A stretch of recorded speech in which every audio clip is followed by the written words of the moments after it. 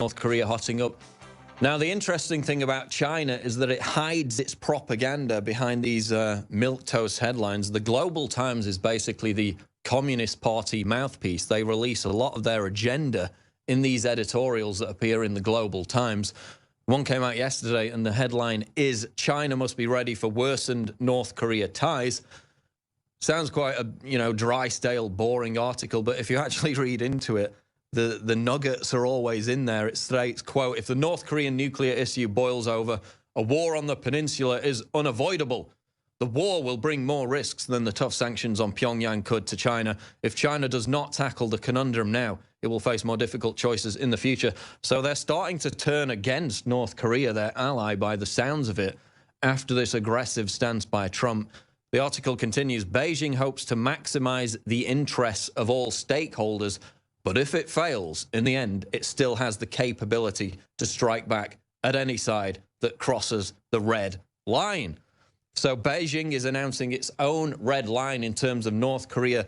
They came out a few days ago and said if there is an attempt to overthrow the North Korean leadership, they will go to war.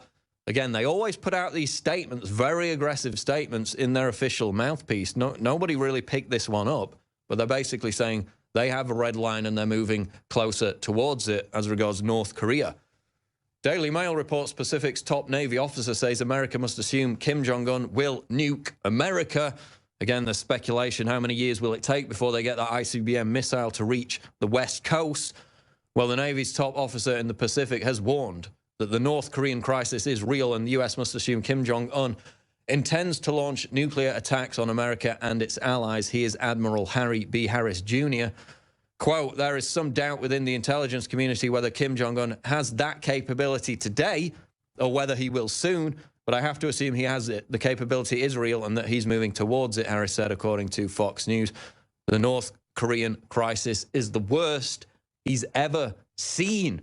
So maybe those people in South Korea who are quite blasé about it should be more alarmed, given that he's quite a prominent voice saying that it's the worst situation he's seen, given that it's been rolling on for the best part of 2 decades.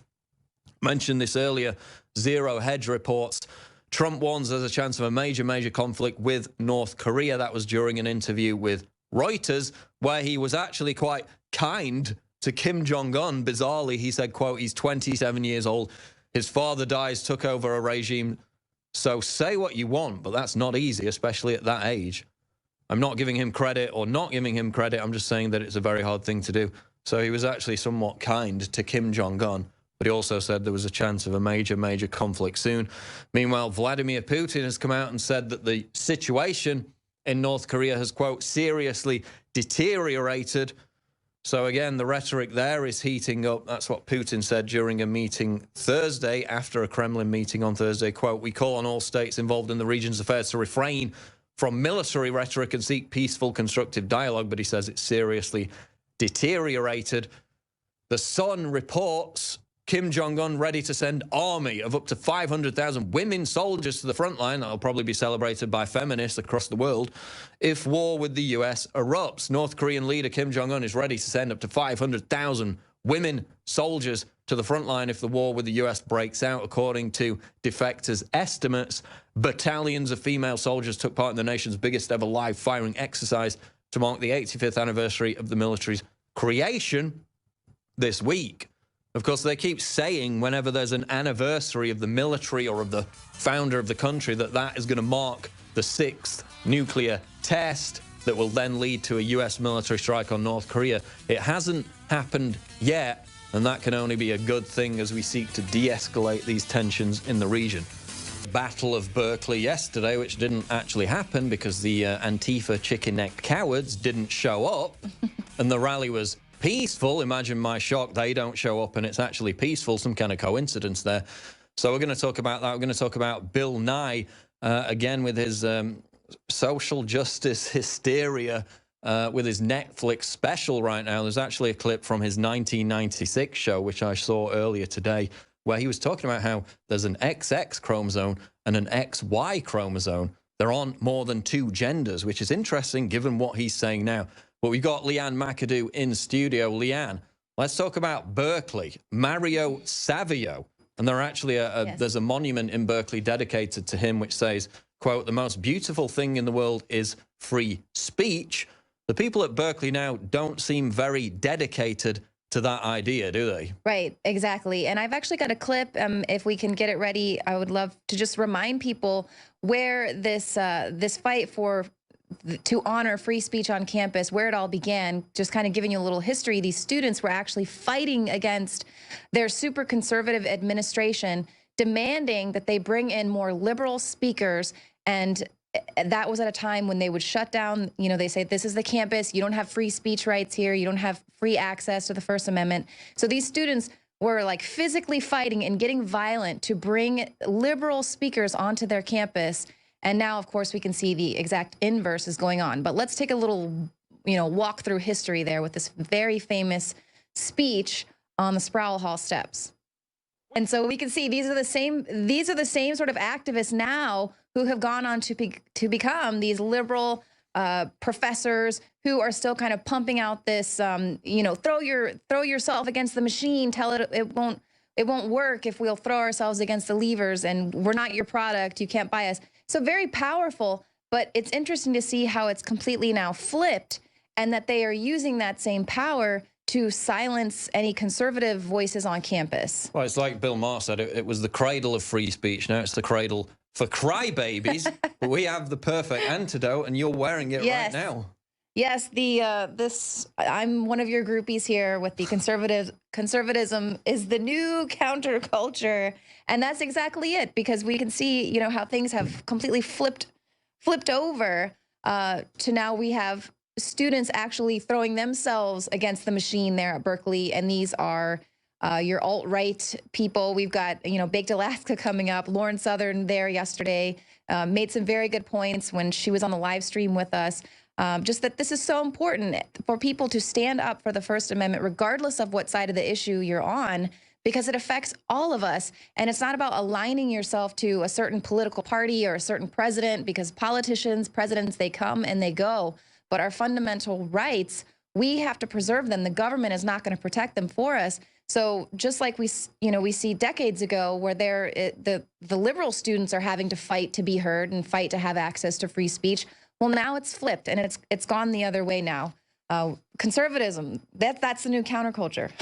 Well, when they basically control everything, entertainment, media, Hollywood, music industry, what else could be the counterculture? You can't be the dominant culture and the counterculture. It just doesn't work. Yet they're so afraid of losing that control that T-shirt, that image, that slogan triggers them like nothing before. So get it now, InfoWarsStore.com.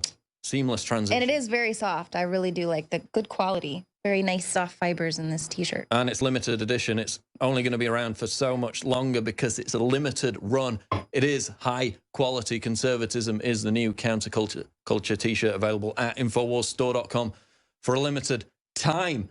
Berkeley, they're teaming up with Bill Ayers now, Leanne, which is interesting, given that he's a convicted domestic terrorist. Some kind of connection there. Well, that should explain everything to you. So there was a guest actually on Tucker Carlson basically making the case that they have the right to resist right-wing provocateurs from coming to campus. They have the right to do this, and they can make these militant threats in order to shut this down.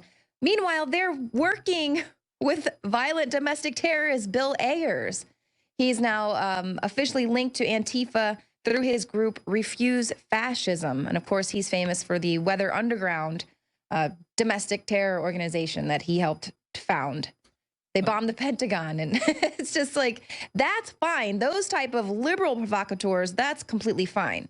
And isn't it interesting, too, how just a year or so ago, the buzzword was anti-government. And it was all about, demonizing these anti-government folks. But now it's super cool and trendy to be anti-government. You must resist.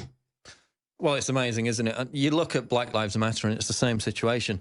It's okay to be violent and radical if you're on the left, and the media will legitimize it. They will authenticate it, and they won't call out, they won't disavow their fringe extremists. Like, we've never denied that the right or conservatives, whatever, have fringe extremists. We disavow them. They don't. They encourage them. Now they're working with the convicted domestic terrorist, Bill Ayers.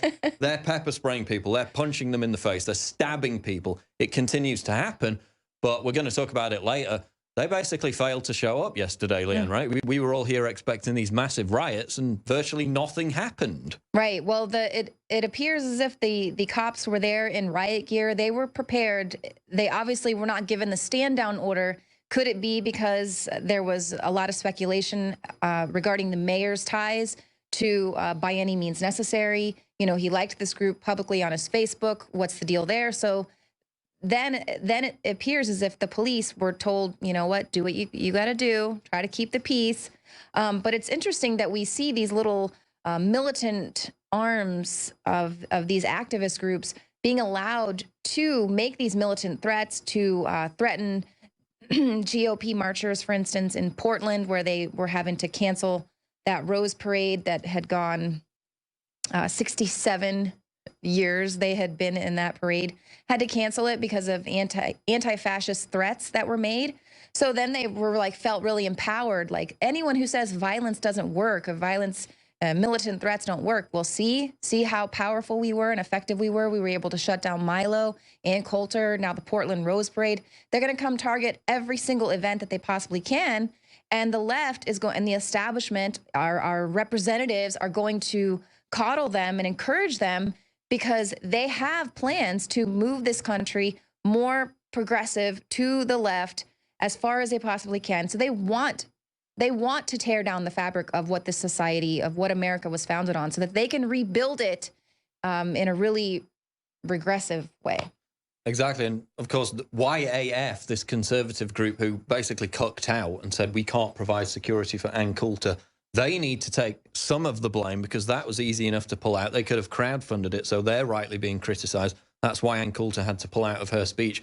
Gavin McInnes actually gave her speech in his words, or he read out her speech. We might get to that clip later on.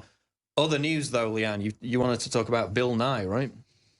Yes. Well, and this is something that's interesting as well. Ben Shapiro is trademarking it, the science, because it's the new science of the left. It's this cult, this religion of the left is their science that they've got. So now Bill Nye, you know, it's not enough that he's got his gender spectrum music that he's put out, but now he's also suggesting that in order to save the world from climate change, we might want to punish people in developed countries for having too many children. Even though we're basically having no children at this right. point. It's falling off a cliff. It's a demographic suicide. Right. That's why they're having to import so many people from other countries to help revitalize certain areas, because there's just the birth rate is down in Western countries. And they're basically like, oh, people in Nigeria, they hardly emit any carbon dioxide. Yeah, because they've got no standard of living. They've got no quality of life. They want everybody